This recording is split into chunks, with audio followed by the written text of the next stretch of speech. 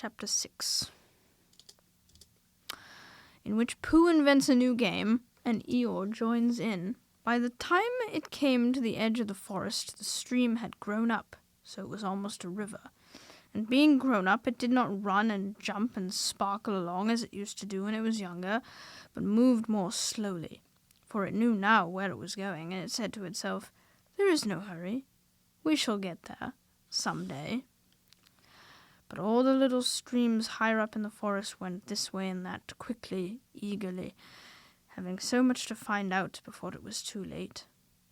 There was a broad track, almost as broad as a road, leading from the outland to the forest. And before it should come to the forest, it had to cross this river. So where it crossed, there was a wooden bridge, almost as broad as a road, with wooden rails on each side of it. Christopher Robin could just get his chin to the top rail if he wanted to, but it was more fun to stand on the bottom rail, so that he could lean right over and watch the river slipping slowly away beneath him. Pooh could get his chin on the bottom rail if he wanted to, but it was more fun to lie down and get his head under it, and watch the river slipping slowly away beneath him. This was the only way in which Piglet and Roo could watch the river at all, because they were too small to reach the bottom rail.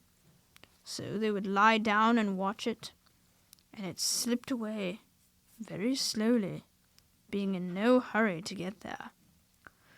One day when Pooh was walking towards this bridge, he was trying to make up a piece of poetry about fir cones, because there they were lying about on each side of him, and he felt singy. So he picked a fir cone up and looked at it, and said to himself, "This is a very good fir cone, and something ought to rhyme to it." But he couldn't think of anything, and then this came into his head suddenly. "Here is a mystery about a little fir tree. Owl says it's his tree, and Kanga says it's her tree. Which doesn't make sense," said Pooh, "because Kanga doesn't live in a tree." He had just come to the bridge, and not looking where he was going, he tripped over something, and the fir cone jerked out of his paw into the river.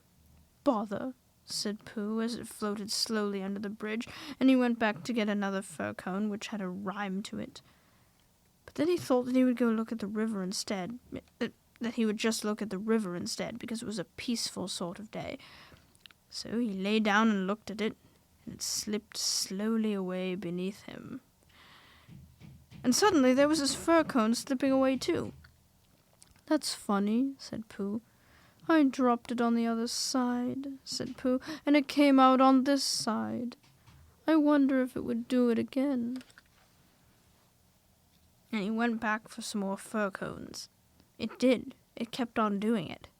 Then he dropped 2 in at once and leant over the bridge to see which of them would come out first. And one of them did, but as they were both the same size, he didn't know it was the one which he wanted, if it was the one which he wanted to win or the other one. So the next time he dropped one big one and one little one, and the big one came out first, which is what he had said it would do, and the little one came out last, which is what he had said it would do.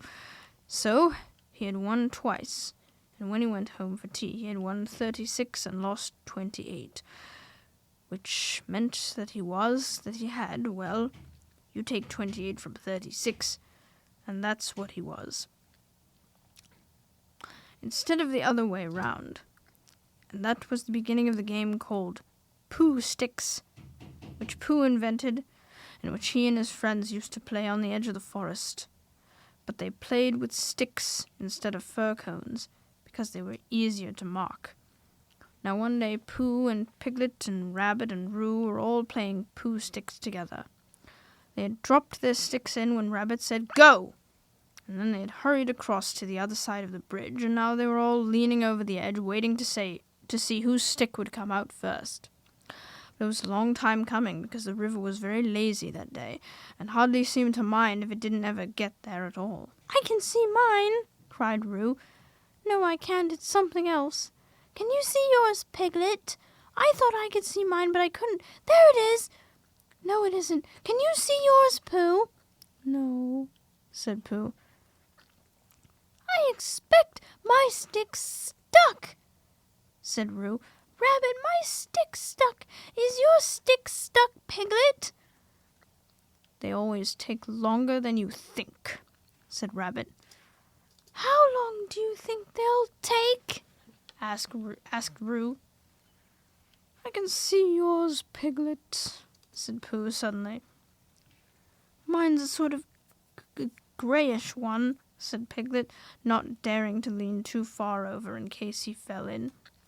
"Yes, that's what I can see. It's coming over onto my side."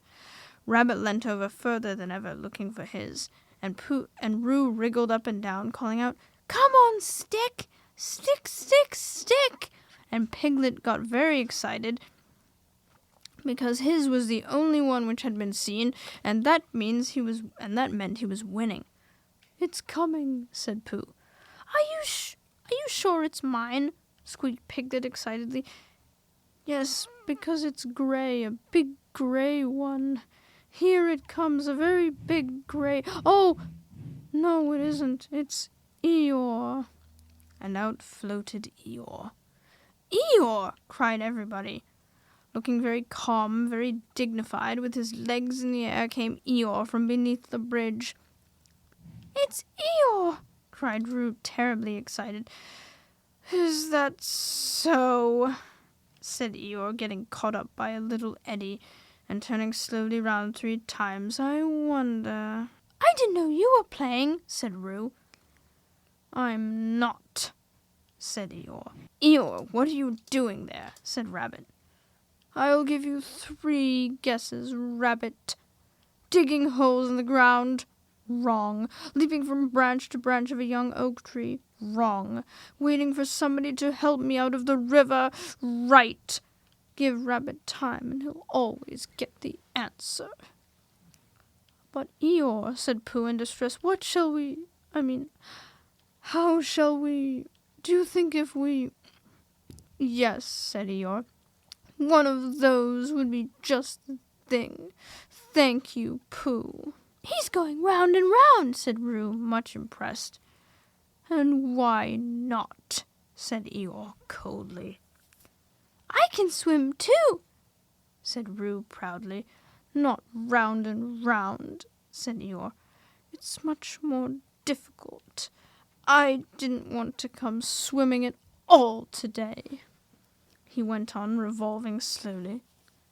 "But if, when in, I decide to practice a slight circular movement from right to left, or perhaps I should say," he added as he got into another eddy, "from left to right, just as it happens to occur to me, it is nobody's business but my own." There was a moment's silence while everybody thought. "I've got a sort of idea," said Pooh at last, "but I don't suppose it's a very good one." "I don't suppose it is either," said Eeyore. "Go on, Pooh," said Rabbit. "Let's have it." "Well, if we all threw stones and things into the river on the side of Eeyore, the stones would make waves, and the waves would wash him to the other side." "That's a very good idea," said Rabbit, and Pooh looked happy again. "Very," said Eeyore. "When I want to be washed, Pooh, I'll let you know." Supposing we hit him by mistake?" said Piglet anxiously. "Or supposing you missed him by mistake," said Eeyore. "Think of all the possibilities, Piglet, before you settle down to enjoy yourselves." But Pooh had got the biggest stone he could carry and was leaning over the bridge, holding it in his paws. "I'm not throwing it, I'm dropping it, Eeyore," he explained. "And then I can't miss, I can't hit you. Could you stop turning round for a moment, because it muddles me rather? No, said Eeyore. I like turning round. Rabbit began to feel that it was time he took command. Now, Pooh, he said, when I say now, you can drop it.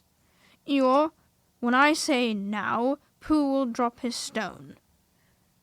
Thank you very much, Rabbit, but I expect I shall know. Are you ready, Pooh? Piglet, give Pooh a little more room. Get back a bit there, Roo. Are you ready? No, said Eeyore. Now, said Rabbit. Pooh dropped his stone. There was a loud splash, and Eeyore disappeared.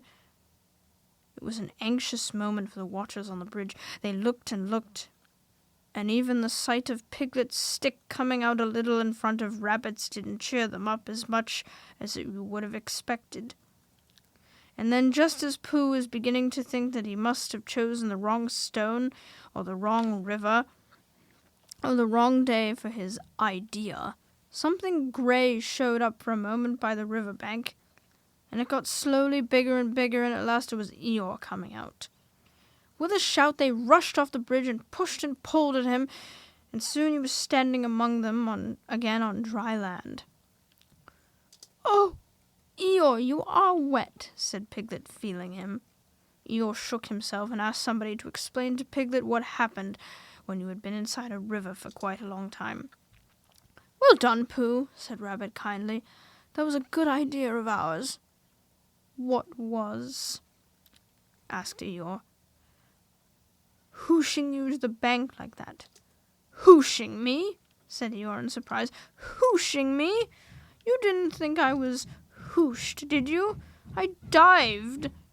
Pooh dropped a large stone on me, and so as not to be struck heavily on the chest, I dived and swam to the bank.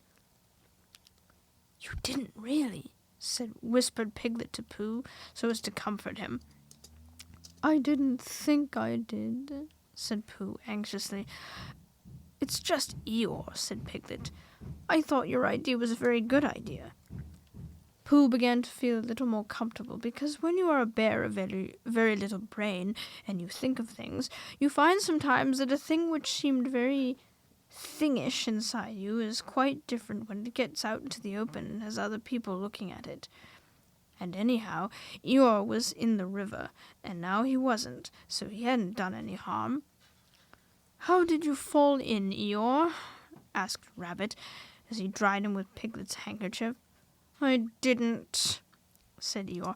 But how? I was bounced, said Eeyore. Oh, said Roo excitedly. Did somebody push you? Somebody bounced me. I was just thinking by the side of the river, thinking if any of you know what that means, when I received a loud bounce. Oh, Eeyore, said everybody. Are you sure you didn't slip? Asked Rabbit wisely. Of course I slipped. If you're standing on the slippery bank of a river and somebody bounces you loudly from behind, you slip. What do you think I did? But who did it? Asked Roo. Eeyore didn't answer. I expect it was Tigger, said Piglet nervously. But Eeyore, said Pooh, was it a joke or an accident? I mean, I didn't stop to ask, Pooh. Even at the very bottom of the river, I didn't stop to say to myself, is this a hearty joke? Or is it the merest accident? I just floated to the surface and said to myself, it's wet, if you know what I mean. And where was Tigger? Asked Rabbit. Before Eeyore could answer, there was a loud noise behind them, and through the hedge came Tigger himself. Hello, everybody, said Tigger cheerfully. Hello, Tigger, said Roo. Rabbit became very important suddenly. Tigger, he said solemnly, what happened just now? Just when? Said Tigger a little uncomfortably. When you bounced Eeyore into the river. I didn't bounce him. You bounced me, said Eeyore gruffly. I didn't really. I had a cough, and I happened to be behind Eeyore, and I said, "Grrrr." Why? Said Rabbit, helping Piglet up and dusting him. It's all right, Piglet. It took me by surprise, said Piglet nervously. That's what I call bouncing, said Eeyore, taking people by surprise. Very unpleasant habit. I don't mind Tigger being in the forest, he went on, because it's a large forest and there's plenty of room to bounce in it, but I don't see why he should come into my little corner of it and bounce there. It isn't as if there was anything very wonderful about my little corner. Of course, for people who like cold, wet, ugly bits, it is something rather special, but otherwise it's just a corner, and if anybody feels bouncy— I didn't bounce, I coughed, said Tigger crossly. Bounce your coffee, it's all the same at the bottom of the river.